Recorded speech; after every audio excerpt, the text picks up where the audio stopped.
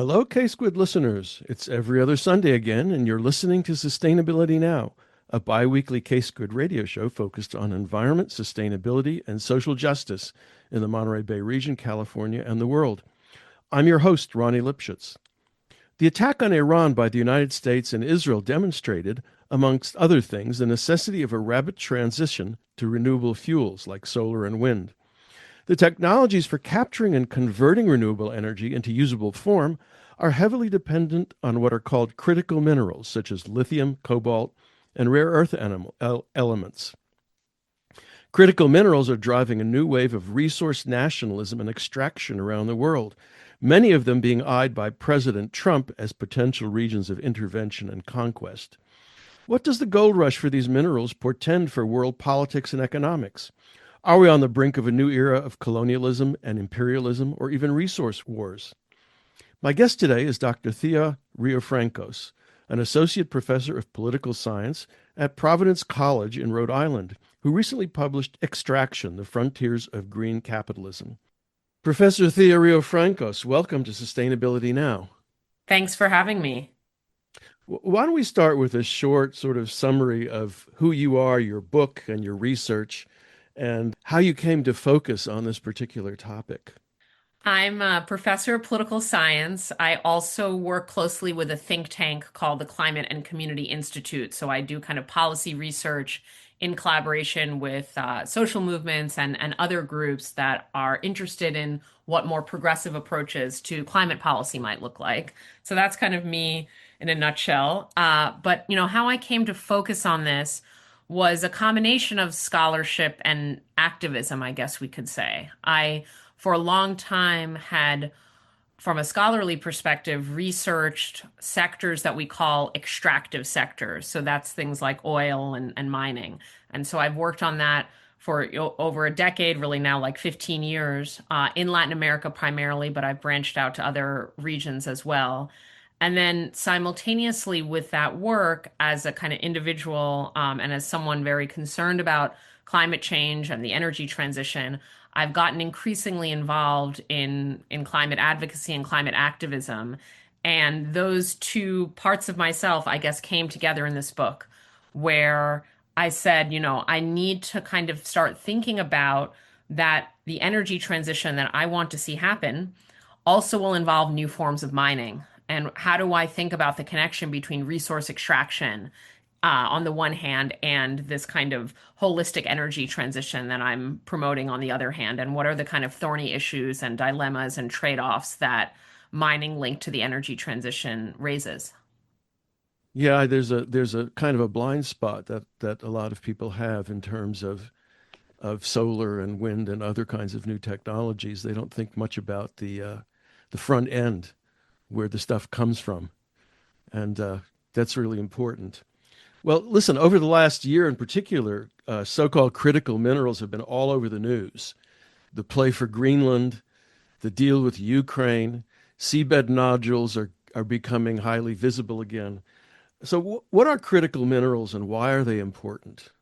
Critical minerals are a broad and kind of ever evolving Mm. list or catalog of minerals that usually basically government bureaucrats and or elected officials think are important to the economy and to national security. And that's really basically the way the US government defines a critical mineral, a mineral that relates to economic functioning, day-to-day production and consumption, also has some national security implications according to people, in the Pentagon, and where usually there's some concern like, can we access this easily? Is there enough of it? Are the supplies going to be disruptive by some adversary? It's a very national security framing, but as you just kind of mentioned, they've gotten this sort of broader array of people interested in them because the energy transition, the digital transition, if we want to call it that, like AI, data centers, but also just the spread of digital technologies.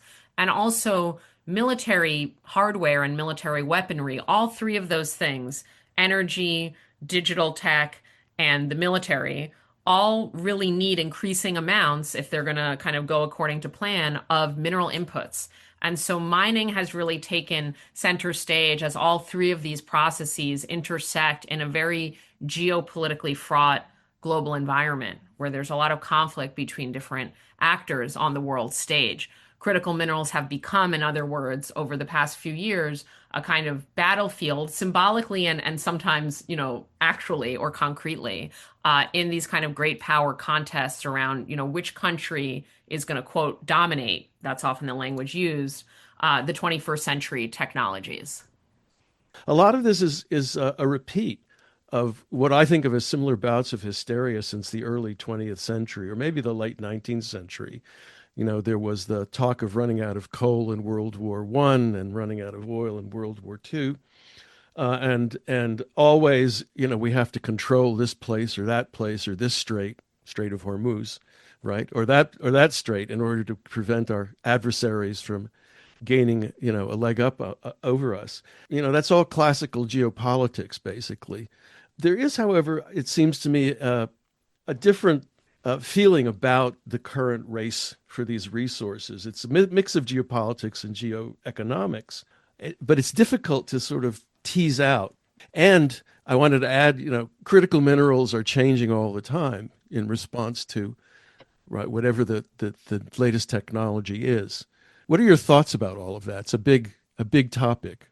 Yeah, these supply chains are so volatile and unpredictable because the kind of purposes towards which minerals are put are ever changing, and the priorities of political leaders and also corporate executives are ever changing. So, just to give an example of this from my own work, when I started this project several years ago now, in 2019 or so, my main focus was on lithium batteries and lithium mining because those set of inputs are really relevant to getting the carbon out of our transportation sector and also our energy sector. Lithium batteries can power electric mobility, electric vehicles, cars, bikes, buses, but they also can help store energy on an electricity grid. So they're really like the MVP of the energy transition. That was the kind of origins of it. And that's still the reason I focus on lithium because it illustrates this dilemma so well. But if we come to the present, we see more and more political leaders and again, people in the corporate world talking about other uses of lithium. For example, lithium batteries are increasingly important in data centers that need 24/7 power. So the battery helps in the event, of needing a backup if the grid fails or, there's not as much energy supply at the moment that your large language model is running, right? And so data centers are now an increasing use case, we could say, for lithium batteries.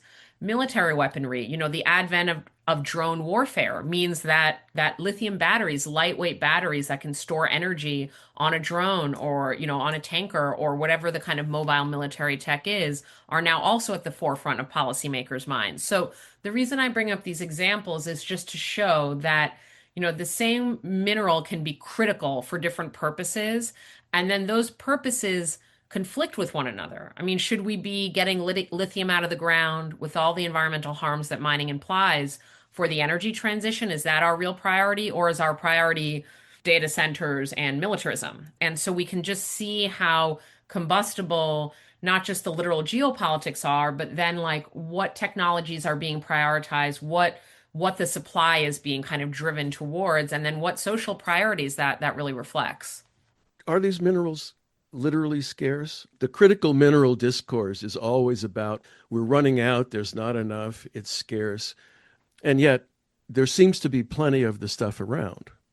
No, you are completely correct. I mean, I think we're both of the age that we've lived through at least one, if not maybe two, kind of peak oil crises. Like in the late 90s, early 2000s, I remember there was a real peak oil concern. What happened next was the fracking boom, right? I mean, it's really interesting when you look back historically, as you just did in the prior question, and think of these moments where someone thought we were running out of something. And then what happens? But, the combination of capitalism and geopolitics and states are really good at innovating new ways to extract things. And so we, then had this huge shale boom, and that erased any concern about peak oil in the sense of supply. Of course, there's a different issue of peak oil in the sense of when is our demand and use of oil peaking, but that's different than geological supply. So with lithium, if you just read the headlines or read what some policymakers say, you would think there's a real resource scarcity here. Or with rare earths. I mean, even the name rare earths makes you think they're rare, even though they're not geologically rare. They're just kind of low concentration, a little hard to extract and refine, but they're prevalent in the Earth's crust, as is lithium and nickel and cobalt and graphite, etc. What, I will say is that there are many cases in these mining sectors where, sure, there's geological abundance. The planet is very capacious. It has lots of stuff in it. No matter how much we take from it, there's a lot. However, that doesn't always mean the thing is available on the market to actually buy and sell when it's demanded, right? So we do have these moments. We're living through one really dramatic one right now with oil and the actual physical curtailment of oil supplies due to controls over the Strait of Hormuz, initially by Iran, now by the US, now by a confusing combination of the two. But we do have moments where, due to geopolitics, due to, market issues or lack of investment, there isn't enough supply to meet demand, and then we see those skyrocketing prices and profits. So, I mean, it's really a supply chain issue, right? I mean, there's Exactly. plenty of oil in the world, and there's a 20% so-called shortage because of the closure of the Strait of Hormuz, Right. right? And as you point out, when the price goes up, then there's more incentive to explore and mine. But if too much gets onto the market, then the price crashes, and all of those new projects shut down. So there's no particular regulation of what's going on, and that's sort of, No, I think I that's sort want of an to. important point to make. Yes, I'm so glad you also explained it very well because the economics of that are a little complicated, but you explained it very straightforwardly. I think one other way to think about it is these types of raw materials, mining, energy sectors are really subject to these dramatic boom and bust cycles. And that can make planning for something, policy planning for like an energy transition, or even if you're a corporation planning, where are we getting our supply of this in a year or two? It makes that really, really challenging. We also should remember that moments of, a price boom are really bad for consumers, but really profitable for corporations. So there are different interests Yeah. kind of on different sides of these upswings and downswings. And maybe the last thing to keep in mind that not everyone knows about mining if they haven't studied it before is it takes a very long time to build a mine and to get it Hmm. operational, which is one of the reasons we have these lags between supply and demand and these price spikes, because you may not have the minerals available when they're demanded, and then maybe it takes 15 years to get that mine operational, by which point maybe the demand has disappeared or softened in some way. And so they're very chaotic sectors, and now all of our advanced technologies are linked to them. And so we can see how that complicates some of the policy making around an energy transition. The subtitle of your book is The Frontiers of Green Capitalism, but after reading it, I don't get the sense that you're a great supporter of green capitalism. You can correct me if I'm wrong, but what do you mean by green capitalism, and what are the pluses and minuses of that? I'm glad you kind of picked up both on, some of my political feelings, let's say, about green capitalism, but also on my desire to study it and understand it very closely. I sometimes had to put my own politics. I mean, I have pretty left-wing politics. I'm a progressive, whatever label you want to use. And so I tend to be critical of capitalism for its inequality, its exploitation, the concentration of profit and power. And all of that can apply to green capitalism. But I didn't want my kind of political, let's say, views of capitalism to kind of get in the way of me understanding its inner workings. Hmm. And so when I thought about green capitalism, I wasn't satisfied with my own like knee-jerk response. Like, there's no such thing as green capitalism. Capitalism can't be sustainable, or it's an oxymoron. I mean, that those are ways I feel, but they don't help me analytically to understand what's going on.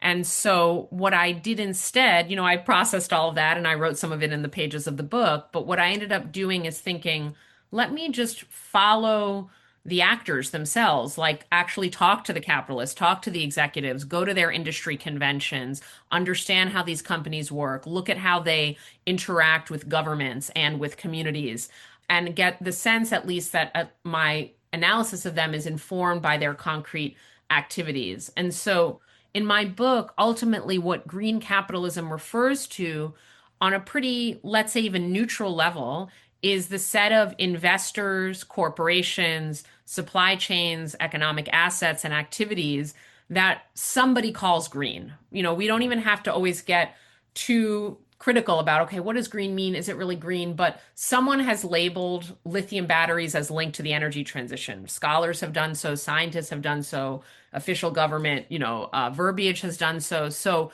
I'm kind of just looking at those economic sectors that are linked in some way to the energy transition, to climate mitigation and adaptation, and then asking rigorous questions like what are their ways of investing? How do they interact with consumers or communities that are affected by their operations? What are their strategies for dealing with turbulent geopolitics? And what I found was interesting, complex, nuanced, contradictory. It didn't make me love capitalism. It didn't really change my underlying views, but it did give me an appreciation for how challenging it is actually to wrangle a capitalist economy and get it directed towards a socially useful goal like decarbonizing our transportation system, for example. You're listening to Sustainability Now. I'm your host, Ronnie Lipschutz. My guest today is Professor Thea Riofrancos, who recently published Extraction, the Frontiers of Green Capitalism, which is primarily about lithium, but also brings up the whole issue of energy transition and critical minerals and what we're calling green technologies. Thea, you mentioned the energy transition, and it's probably worth talking a little bit about energy transitions. When I was getting into this field, it's more than 40 years ago. The conventional wisdom that was that new energy sources take 50 years to completely displace the old ones, although Mhm. the old ones never completely disappear, right? And we're right now in a kind of a tricky position. And as you point out, it relies a lot on capitalism, which is really in the pursuit of profit and not in the pursuit of energy transitions per se. So, how what exactly? How should we think about this energy transition? I mean, and this is kind of off the main trail here, but I'd sort of like to hear your thoughts about that. Absolutely. And you're actually kind of putting your finger exactly on the issue because I think there are aspects of the energy transition that capitalism is good at, usually with some government incentives or nudging, but capitalists can kind of rise to the occasion, let's say.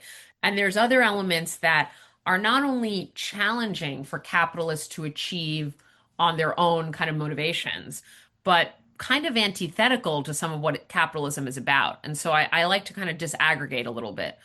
What I think capitalism can be good at is producing new things, making new technologies and goods and services that we're meant to buy and marketing them to mass publics. And so, sure, we can see huge deployments in China first and foremost, of course, and we could get into what type of economic system does China has, but it's a mix of capitalism and sort of state planning. We see mega deployments of solar panels, of lithium batteries, of new EVs, a new model every month or year there. We can go to other countries and see at a lower level some similar dynamics. So when it comes to new products and selling new things, with some government incentives like that give, some financial inducements to start marketing these new technologies, we do see capitalism doing its thing. What I think is much harder is the actual transition part, which is we're not just producing new stuff or creating new technologies to harness renewable energy. We also have to stop doing the old stuff. Because if all we do is add solar to a mix of oil, gas, and coal, then we've diversified our energy mix. We might have made it more resilient against geopolitical shocks because we have more options. We might have made it more affordable by having more competition between different energy providers. But we have not dealt with the central issue of the climate crisis because as long as we keep digging the oil and coal and gas out of the ground and transporting them around the world and combusting them in all of this machinery from cars to factories to homes, electricity, power plants, whatever it is, we are contributing to a climate crisis that every year the research says it's even worse than we knew and it's going to be worse than we thought it was going to be in terms of what the effects of each degree of warming are. And so, I think what's difficult from the sort of constraints within the constraints of a for-profit economic system is to destroy profit, is to destroy value, is to say this asset this coal field or oil field or gas power plant or LNG export station, whatever it is that you've invested in, it's going to lose its value because we're no longer doing oil, gas, and coal anymore. And we've regulated that, we've legislated that, whatever. That's something that capitalists will fight tooth and nail totally rationally because they're expecting for these types of fossil fuel projects decades of returns on their initial investments. And we don't have decades of a carbon budget. And so I think what we see is this kind of weird asymmetry where we get a lot of the new green tech, not enough of it actually, but in some countries like quite substantial, but we don't really get that confrontation with the fossil fuel industry that, political confrontation we might say, that leads to actually phasing out the source of the problem. So we get more energy, but we're not really seeing the full transition. That could change, and I hope it does. And we could talk about counterexamples, and I'm very willing to entertain them. But there are some bright spots where we see real transition in certain countries or sectors, but on the whole, we have energy addition rather than a real linear transition towards renewables and away from fossil fuels. Yeah, but it also highlights the role of politics and policy in the Hmm. transition, which is never really people don't really pay attention to that, right? If there's a new technology, there's a kind of a technological determinism about its penetration, right? Totally. Yeah. Um, Yeah. okay. Well, the term you use to describe all of this is resource nationalism, and I really like it because I hadn't heard it before, as far as I can recall, and it really does capture a lot of what went on even in the 1970s Yes. around oil. Anyway, it's the idea is that countries want to control their resources in order to reap the profits from development, technology, and sales. Can you say some more about this, about the whole idea of resource nationalism and how it's playing out? Yeah, it's a fascinating concept that I've been kind of thinking about for quite a long time now. It was also relevant to my prior book on resource issues in Latin America.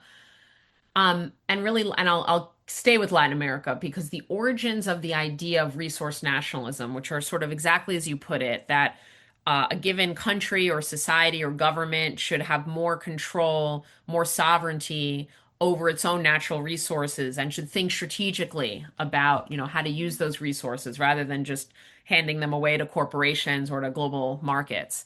That whole notion has its origins in Latin America in the kind of early 20th century, in the 1920s, 1930s, depending on the country.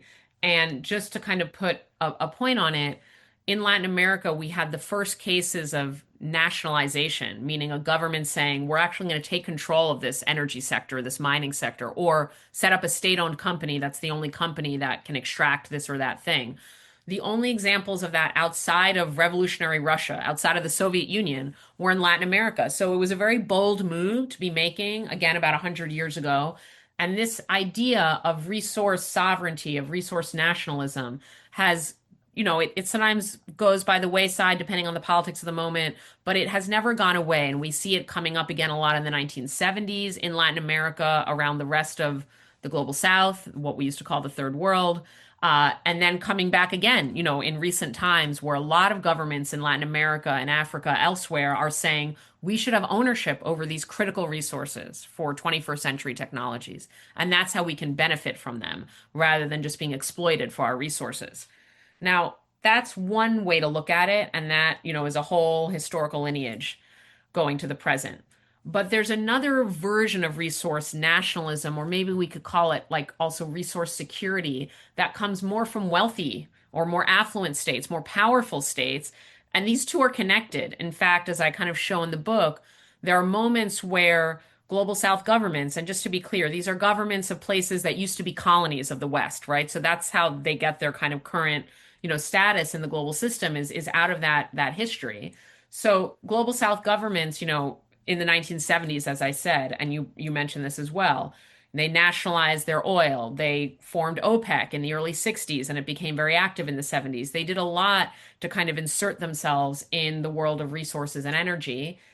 And global North states, Europe, the US, the UK, responded to that saying, we need to figure out how to secure our own access. If these uppity global south states are going to be controlling their own resources, how are we going to get our oil and minerals? And so then you see like a version of this almost through the looking glass. Like on the other side of that power relation, you see more, powerful governments, with more affluent societies also taking forms of control over resources, not always through public ownership, but through ways of ensuring that they have that access, whether domestically or through allies or client states. I'm just going to take it all the way to the present because I think one of the most interesting twists and turns of this concept has actually been with President Donald Trump, who has done something historically unusual in the US, which is direct government agencies to take partial ownership of a bunch of mining companies.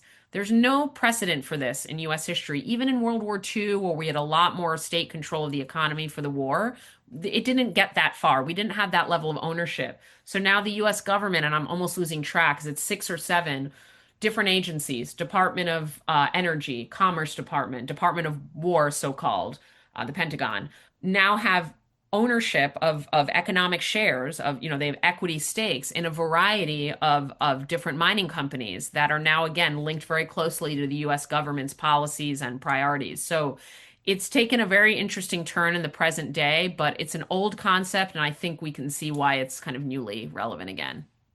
Well, I mean, that raises some interesting questions, right? Donald Trump wants the government, the state, to control domestic resources, but also wants to extend the reach of the American state in order to assert control over others' resources, right? As a kind of a anti-sovereignty property rights sort of exercise, Yeah. which is, as you say, I think probably not unusual in history, but articulated in a kind of a incoherent way. One of the things though is that, if we start to rely more and more on what we can extract from US national territory, the costs of production are liable to be pretty high, right? Hmm. Especially compared to available imports from lower cost sources.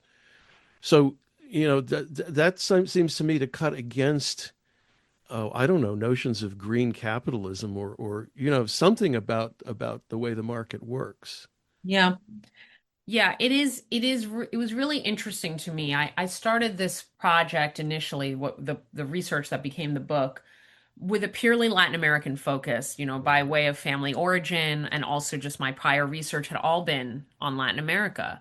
But as I was starting to work on the project and already months into it, I got an opportunity to visit the European Union, to Brussels, the headquarters of the EU. And through that, I learned really dramatically how invested European officials were in having resource supplies closer to home. And just to put this in perspective, compared to the US, even, the EU is very reliant on imports for minerals. Like the idea that the EU is all of a sudden going to be 100% self-sufficient in this or that mineral, like is completely unprecedented for the EU. And the US is quite reliant too. I mean, we have more mining than the EU, but nowhere near the amount that we consume in our production and final consumer products. So both the US and EU for a long time now have imported minerals. And that, as you kind of alluded to, some of that has its origins in colonialism, imperialism, but, also under, the more contemporary global system, we just see import reliance. Let's go where we can get it cheapest and kind of ignore the negative effects environmentally. But what's happened in recent years is this sea change in how policymakers in the global north think about these mineral supply chains, as we've already kind of discussed. They've become so important to national security that governments want the mining within their borders. They don't want to just rely on buying it cheapest they can get on the market from whatever country far away. And that inevitably means, as you rightly point out, that the products could get more expensive. It is just operationally more costly to mine in the global north. The land is more expensive, the labor is more expensive, the energy, I mean, everything about it. And so that it raises one question, which is, do we feel like it's important enough to have that resource security that we would spend more on what the final electric vehicle or solar panel or whatever it is? That's one question. But another question it raises that I think is as important is, how does this interact with the environmental and social harm of mining? Is it more just from a global perspective for countries that have long just imported their minerals from other places, ignored the environmental impacts, to actually deal with that closer to home? Or does it just kind of reproduce the same issues but internally? Because then when we go and look who's actually affected by mining, it's not Wall Street, it's not Silicon Valley. I mean, just trust me on that. It is places that are more marginalized, more rural, usually more impoverished, more neglected economically. And so is it really more just? I mean, and I mean this not flippantly. Like, I think about these questions a lot, and I think that there are different reasonable answers to them. But the fact that we're even having this conversation was completely unpredicted by me a few years ago when I started this project. Like, I thought, of course, it'll just be the Chiles and the Congos and the, Indonesias exporting their minerals. But I was taken by surprise that governments in these powerful countries were like, no, we want to mine here, despite all the complexities that raises. Well, I mean, again, right, the history of corporations in the United States leaving behind uh, wastelands Mm, and national sacrifice zones, I think that was the term that was used at one time, is nothing new. And whether the shift to reliance on imports, I don't think it had much to do with a sensibility with the environmental sensibility. Right, environmental justice was only sort of rediscovered in the 1990s, hmm. although obviously it was an issue for a long, long time. I want to actually ask a little bit more about the rise and fall and rise of resource nationalism. Now, I mean, as we've mentioned, in the 1970s, when OPEC started to exercise its market power in the global oil market, there was a real panic. Well, I remember standing in line for gasoline and thinking that $1 a gallon was an outrageous sum. Um, but it's that whole kind of new international economic order and control of resources began to die down in the 1980s, right? And why did that happen? Excellent question. A bunch of different factors that all led in the same direction. So, and it kind of starts a little earlier in the 70s, but we might say it comes to its full flowering in the 1990s. This move away from more state interventionist, nationalist kind of responses to the economy, and less of this sort of coordination and collaboration among then third world states. So what happens across the 70s to the 90s broadly? What happens is, first of all, we can point to some technological changes. We can look at the advent of the container ship, which facilitates international trade and is kind of the architecture of economic globalization. We can then look at changes in telecommunications and computing technology that also facilitate this kind of global grid of smoother trade in goods and services. And then also more of the rise of global finance, kind of interconnecting the world, reducing these national barriers and boundaries to economic activity. So some of it, is that type of thing.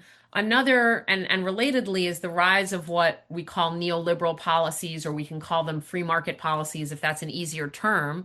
But what those intended to do was actually dismantle those more interventionist forms of policymaking where you had more state involvement in the economy. And so we can look at the IMF, the International Monetary Fund, the World Bank, the WTO, all of these institutions that promoted a kind of free market global economic order, again, going against these more prior nationalist and more planning oriented ways of governing the economy. So we have neoliberalism, we have technologies of global trade. We also have the end of the Cold War. So that's what brings us more to the later 1980s and early 90s, and in which the U.S. emerges as this sort of unilateral global hegemon for a period. I wouldn't say that's the case anymore, but for a few decades it was. And the U.S. government, whether it was Democrat or Republican, promoted these ideas of economic integration to a point of actually historical irony, because it was, of course, under Bill Clinton that we promoted the accession of China to the WTO, joining this world order of economic trade, and with the idea, incorrectly, that would somehow lead China to become like a Western liberal democracy, a very egotistical notion that, oh, of course they're going to just become like us because they're trading with us. And also, I think a thought that China would not become so economically powerful; it would sort of stay as some kind of lower or middle power in the world. Now, that bargain or that gambit has shown itself to be completely incorrect, and instead, China has, become economically and politically an extremely powerful actor in the world, and really upended the notion that there's U.S. hegemony in the global order, which itself now poses challenges to this like free market idea which the US never, fully subscribed to even itself, right? There was always hypocrisies in it, but it was really pushed on a lot of other countries. So a lot of different forces, technology, economic, geopolitical, diplomacy that have kind of converged, let alone like let's get to ordinary people. Like there are a lot of reasons that ordinary people around the world, I mean working and middle class people, people that work for a living, started to get discontent with this kind of deregulated, free market, corporate led economy. And that discontent can fuel populism, right populism, left populism. It creates a lot of political turbulence. We're seeing this right now in the US. And so I think, there are different ways to unpack it, but again, lots of forces moving in a direction where we're actually seeing the return now, after this kind of neoliberal period, of state involvement in the economy, of calls for more types of intervention, whether to protect working people from economic distress or to like win a geopolitical battle with China.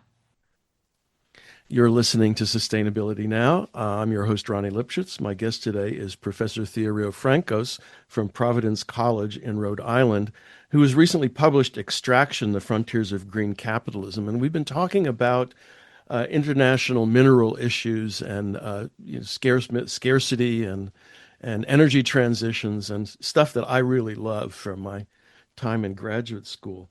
Let's turn to lithium.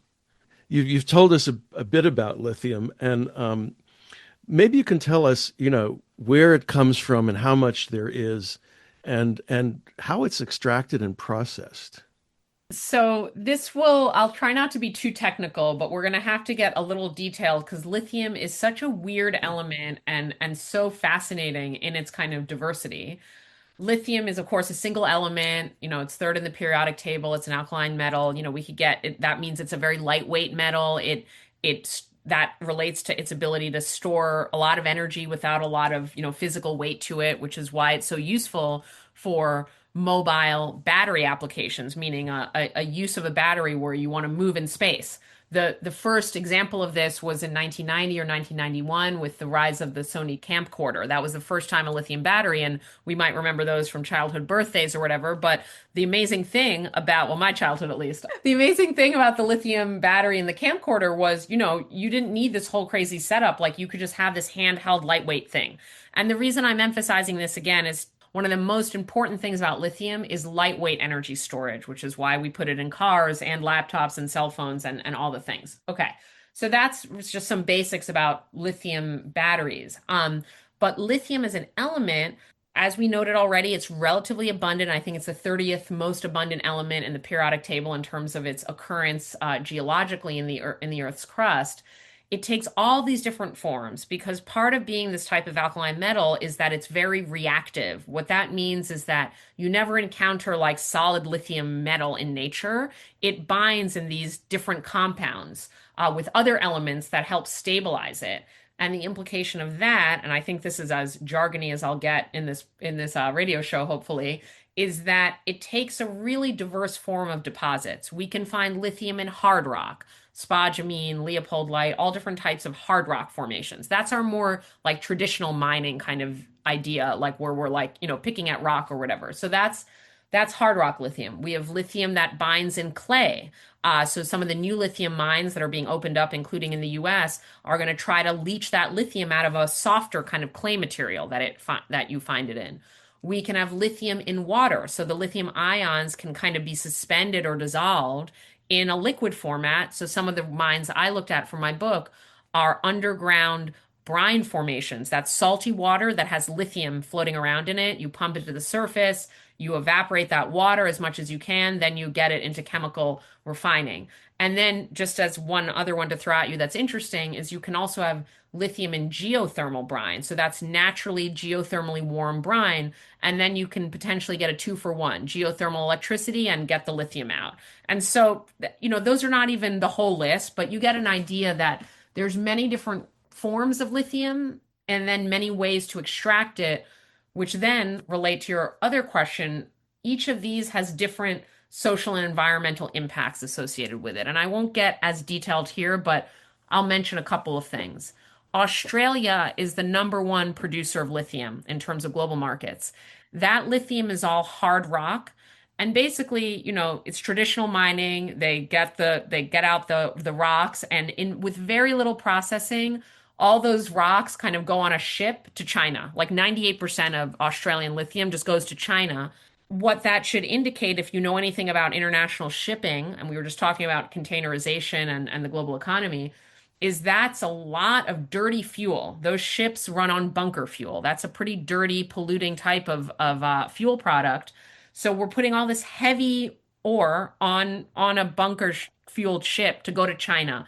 And the implication of that is that Australian lithium creates a lot of carbon pollution compared to other types of lithium extraction. Mm. Now let's go to Chile, and I'll kind of close it out here. But in Chile, where I said I did research on this beautiful salt flats, the Atacama Salt Flat, third largest salt flat in the world, two-thirds of the size of the state of Rhode Island, where I live. Enormous salt flat. Underneath it are these huge lithium reserves, some of the largest lithium reserves in the world. And that is pumped to the surface, arrayed on these evaporation ponds. Now, less carbon, is involved in that process. It doesn't involve as much CO2 emissions. However, you are evaporating all this water in the driest desert on Earth.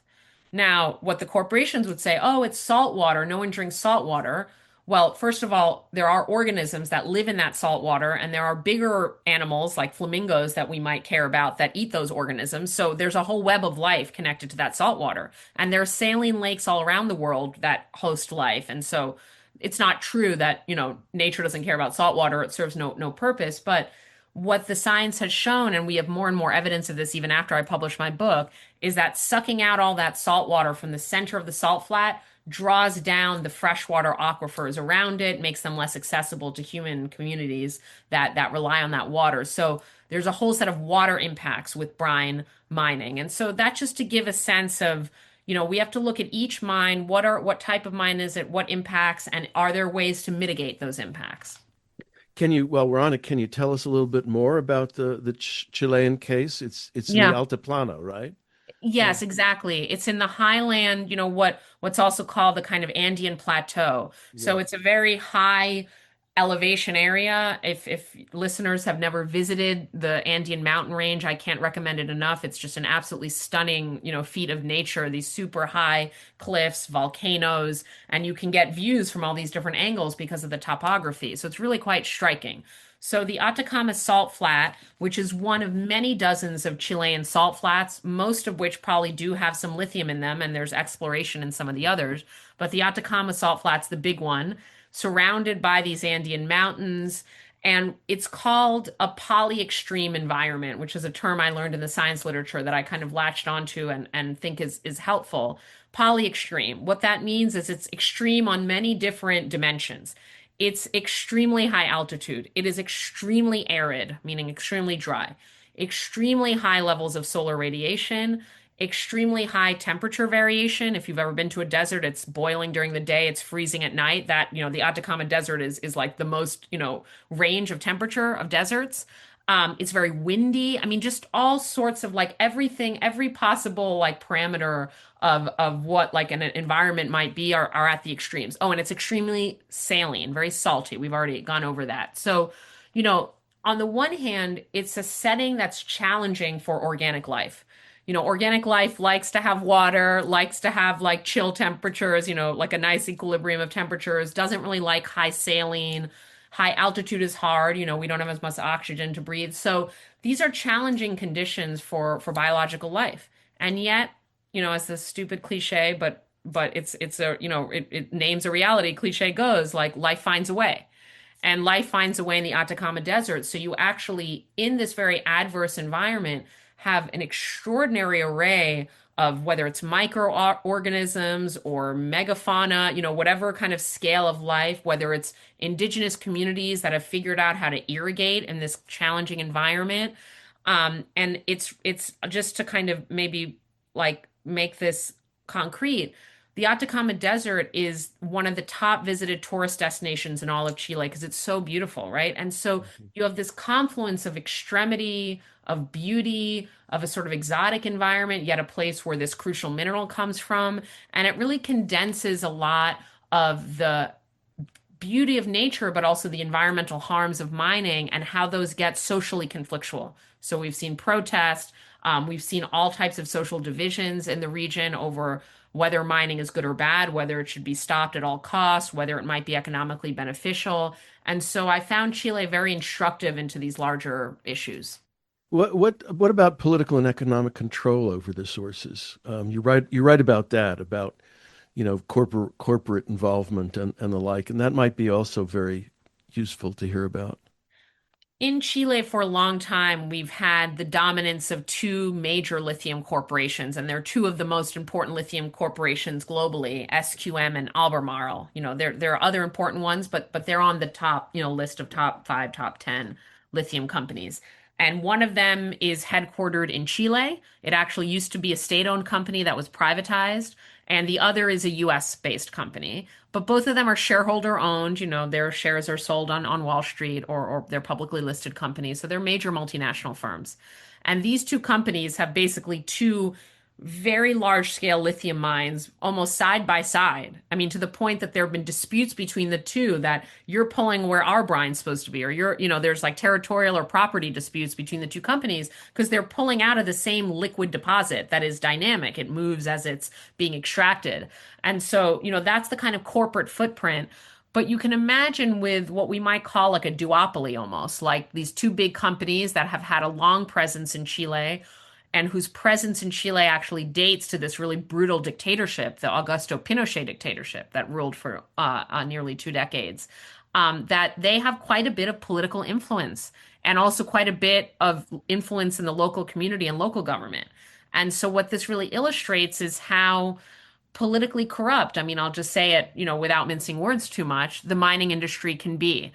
We see this really particularly with the case of SQM, where there's a lot of documented economic and political malfeasance, including the U.S. Security and Exchange Commission fined them for illegal, financial activity. They've been found in violation of their own contract multiple times. They've had to settle out of court with the state. And this, SQM exemplifies this, but it's not unique in the world of mining. What we often see, you asked me about control, political control, economic control. What we often see is that mining companies, once they sink their claws into a specific site, they put down their physical operations, they construct that mine, they start getting the stuff out of the earth. They're very reticent to leave those operations. They're reticent to not enjoy the full profitable fruits of their asset, which means they tend to get involved in government in various ways. And they tend to, whether it's lobbying, whether it's campaign finance stuff, whether it's like, backdoor meetings or influencing legislative or regulatory processes, it's very common in the world of mining as well as in the oil world for there to be a kind of porous boundary between corporations and the state. And sometimes it's hard to know, like, who's really in charge? Like, who's the authority here in this landscape? I mean, it gives pause to the whole concept of resource nationalism. Um, 100%. we're just about out of time, so my last question is: can the world get beyond this kind of extractivism? Yes, it can. And it's actually a very interesting moment to ask that question. There's a lot going on in the world of extraction from, we've mentioned what's happening in Iran, kind of new energy crisis that we're currently in, all of that stuff. But I'm going to take us to Santa Marta, Colombia, where listeners may or may not be aware of, but I think listeners of the show would be very interested to read a bit more about it. 57 countries just met in a conference called like Beyond Extractivism or something like that. I mean, that might not be the title, or Beyond Fossil Fuels, something along those lines. It was Mhm. hosted by the Colombian government, which has a progressive president. in collaboration with Norway. And so those were like the hosting countries, but 57 countries in total attended, including many countries that rely on exporting fossil fuels, like, for example, Nigeria, and then many other countries that are major importers of fossil fuels. So, kind of both sides of that equation, they all sent delegates. And the whole point of this conference was how do we move beyond fossil fuels? But also, how do we move beyond this extractive relationship to the Earth's resources? And, it's kind of amazing that in our current moment, with all of the death of multilateralism, the kind of death of diplomacy, all of this great power conflict, this kind of neo-imperialism, that there's still a desire in some governments and many societies and communities to come together and talk about what does it look like to have an actual set of concrete policies and timeframes to get off of fossil fuels, one, and two, to not reproduce the harms of extractivism as we moved into a new green economy. And that was exactly what was discussed. A couple countries came away with pretty concrete plans. They're going to hold another one of these conferences next year. And, it was all accounts of all the reporting I've read is that it was really inspiring. It felt very different than the kind of UN COP, conferences that don't tend to really go anywhere. It felt more concrete, and a lot of social movements and grassroots groups were present. So it wasn't just government. So I think there's desire in a lot of civil society and some governments around the world to kind of carve a different path. The issue is that the people on the other side of that, are enemies, we might call them, or the opponents of that kind of progress, are really powerful. And so it really comes down to who can out strategize the other, and can we actually collectively build a different world? Well, is there anything else you'd like to mention that we haven't addressed? I mean, there's a lot, but There's a lot. I mean, the last thing I think I'll say, which is probably a different way to answer the same question you just asked me, is that one of the things we can do in the US to reduce how much harmful mining needs to happen for an energy transition, which I remain 100% in support of, is to think about how do we build mass transit? How do we build affordable, dense metropolitan regions so people don't need cars to get to work? How do we think about cars that are not huge vehicles, that are more normal sized, so that the batteries don't need to be so big? Can we recycle these batteries? Yes, we can actually get all the lithium out of recycled batteries. So there's a lot of policy decisions we could make in transportation, in urban planning, in recycling, to minimize how much mining is needed for an energy transition. And that's explored in the last chapter of my book. Professor Thea Riofrancos, thank you for being my guest on Sustainability Now. Thanks so much, Ronnie. You've been listening to a Sustainability Now interview with Professor Thea Riofrancos, Associate Professor of Political Science at Providence College in Rhode Island, who recently published Extraction, The Frontiers of Green Capitalism, a book about the search and extraction of lithium for green technologies. If you'd like to listen to previous shows, you can find them at ksqd.org/sustainabilitynow and Spotify, YouTube, and Pocket Casts, among other podcast sites. So thanks for listening, and thanks to all the staff and volunteers who make K-Squid your community radio station and keep it going. And so until next, every other Sunday, Sustainability Now.